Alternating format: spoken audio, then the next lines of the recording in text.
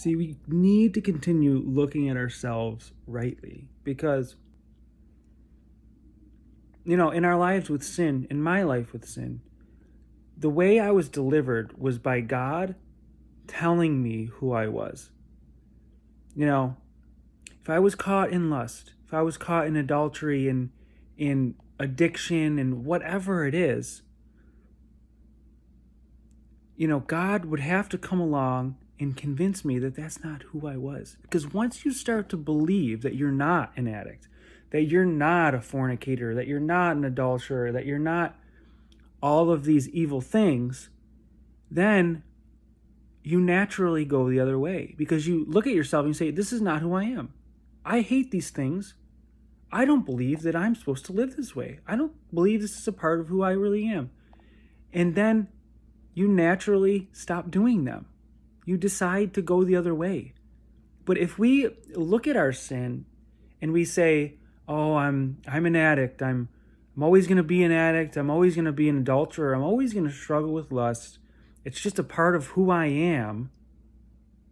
Well, then you're always going to struggle with this or that sin because you're believing that that's who you are.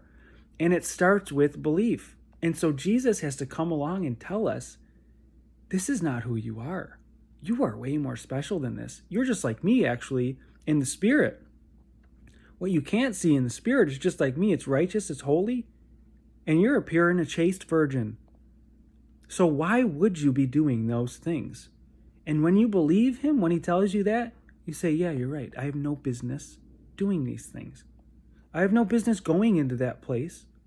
This is not who I am. Why would I do it? And so it starts with God renewing our mind and our belief inwardly. Because in the spirit, we are already that way. But God wants to see good, righteous, holy works come out of us. The good and righteous, holy works of a pure and spotless bride who has been made ready for her husband on her marriage day. But those outer works first come out of the belief of who Jesus tells us we are in that courting process, in the engagement time. He encourages us and lets us know that we really are his chosen bride, who the Father chose for him, who is holy and is meant for good works and good things. And he is not ashamed of us. We are not dirty. We are not filthy. We are not a wretched sinner anymore.